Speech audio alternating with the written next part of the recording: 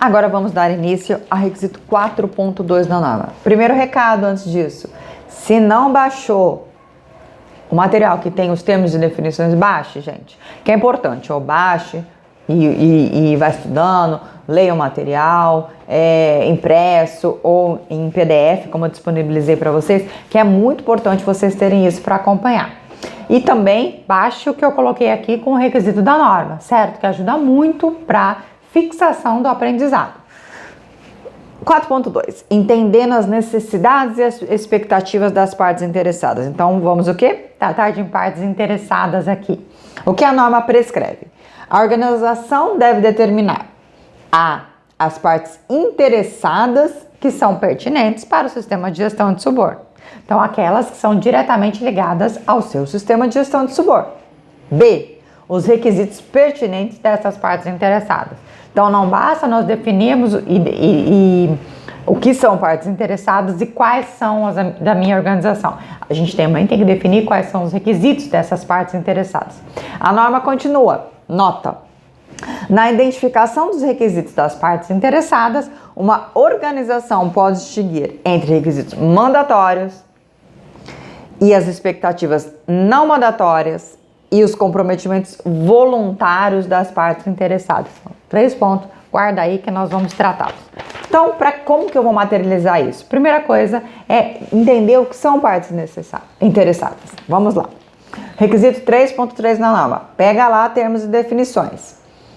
Parte interessada é o termo preferido, porque é o termo em português. Stakeholder é o termo admitido. Também a gente usa muito, gente, muito. Stakeholder. Então, assim, se acostume a algumas palavras, certo? Que é o seguinte: pessoa ou organização que pode afetar, ser afetada ou se perceber afetada por uma decisão ou atividade da sua organização a qual você está implementando o sistema de gestão de suborno, tá? Continua. Nota. Uma parte interessada pode ser interna ou externa à organização. Então, primeiro ponto, o que é parte interessada? Como que eu chego? Natasha, quais são as partes interessadas da minha organização? Primeira coisa é entender que ela pode ser pessoa ou organização, tá? E o que ela pode impactar, né? Ser impactada. Primeiro, ela pode ser afetada, ela pode afetar ou se sentir afetada por uma decisão ou atividade da minha organização que tem um sistema de gestão de suborno. Então, essas 3 situações, ela pode ser afetada, pode afetar ou se sentir afetada. Olha isso. Além disso, ela pode ser interna ou externa na minha organização. Então, as pessoas a qual a minha organização estão embaixo, estão no meu organograma, estão no meu contexto e as de fora, mas que estão relacionadas à minha organização. Mas e aí, professora? E aí, Natasha, como é que eu posso entender melhor isso? A gente pode trazer aqui para vocês 5 categorias das partes interessadas, tá? Que é uma forma de vocês entenderem, vai ser muito fácil, vocês vão ver. 1. Acionistas ou proprietários. Quem detém a empresa, quem é dono da empresa, são acionistas ou proprietários, são partes interessadas. 2. Os clientes são partes interessadas internas, né? Os clientes e os mercados, partes interessadas externas e diretamente interessadas. Que todo mundo, se tem uma organização, você tem um cliente, você tem um mercado a qual você atua. Então, todo mundo tem essa parte interessada. 3. Fornecedores e parceiros. É muito comum nós termos fornecedores para uma atividade. Talvez um empreendedor individual, não, uma pequena empresa, mas é muito difícil você não ter um fornecedor, mesmo um empreendedor individual. E o parceiro? Hoje em dia, então, com o mercado digital, a gente utiliza muito parceiro. E as próprias grandes e médias empresas utilizam parceiros, né? Então, os seus distribuidores, os seus revendedores, os seus representantes comerciais. Então, é costume a gente ter essa categoria também. 4. Colaboradores e terceiros. Também é normal, nós temos colaboradores, são pessoas que trabalham para a gente diretamente vinculados à nossa organização, e os terceiros, que trabalham em nome da organização. Mas pode ser que não tenha, por isso que tem que olhar para a sua realidade, da sua organização. E a última categoria que nós podemos trazer aqui, comunidade, governo e a sociedade em geral. Sim, a comunidade tem interesse, o governo diretamente, e a sociedade em geral pode ter interesse também. Aí, ok, então essas categorias aí eu vou definir quais são os requisitos delas. Os mandatórios são aqueles que são obrigatórios. Os não mandatórios não são obrigatórios. E os voluntários, que pode ter ou não. Vou trazer aqui um exemplo bom para vocês. Vamos lá. Mandatório. Governo. Existem vários estados que nós já temos uma legislação estadual específica que determina a obrigatoriedade que empresas que tenham intenção e interesse em contratar com o poder público que desenvolvam programas de compliance. Então, essas empresas, para contratar, elas vão ter que desenvolver um programa de compliance e demonstrar esse programa de compliance. Será um requisito mandatório? Ah, mas e a norma?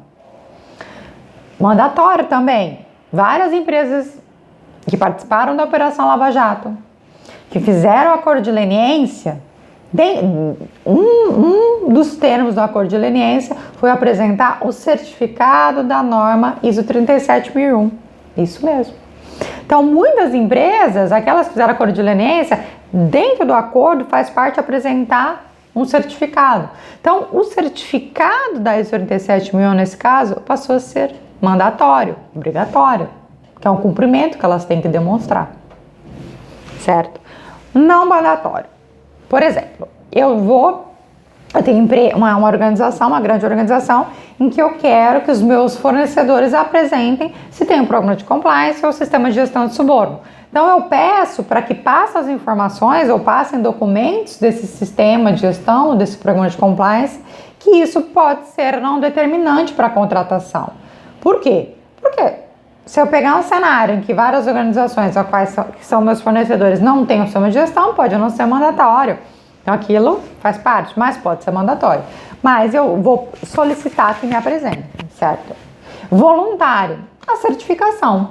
Fora esse caso que eu passei para vocês, por exemplo, da acordo de leniência, ou existem algumas grandes empresas multinacionais que exigem que seus distribuidores ou revendedores apresentem o certificado da ISO 37001, a certificação ela é voluntária. Então, é um requisito da comunidade, da sociedade em geral, voluntário. Porque se eu tiver a apresentar, vai fazer diferença e faz, gente. Faz diferença você ter uma organização que tem um sistema de gestão de suborno e ainda mais um certificado anti-suborno. A gente assina que a gente desenvolveu algo dentro da empresa, que a gente acompanha, que tem alguém de fora que vem e analisa isso. E com muito cuidado. Podem ter certeza. Então, com base nisso, eu vou conseguir definir as minhas partes interessadas e os requisitos. Os requisitos também, gente, pode ser contrato. Que no contrato tenha uma cláusula anti-suborno. Isso é comum hoje em dia, a gente vai ver que tem requisito à frente, que isso vai ser importante. É um requisito mandatório que você tenha. Outro que você declare que você aceitou o código de conduta da empresa.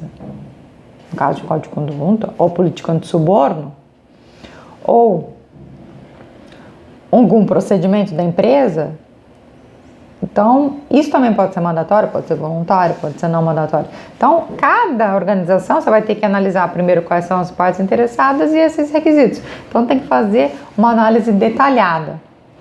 Aí a gente vê que a gente passou, entendeu a organização, entendeu o contexto, agora nós entendemos as partes interessadas. E o próximo, nós vamos entender o quê? O escopo do sistema de gestão de suborno para a empresa, organização, a qual você está implementando ou revisando o seu sistema de gestão de suborno, trazendo uma melhoria para o seu sistema de gestão de suborno. É um requisito muito importante também, como todos os outros dessa norma, são muito importantes. Então, eu vejo você na próxima aula, no próximo vídeo, esperando você 4.3, que é o escopo do sistema de gestão de suborno. Até daqui a pouco.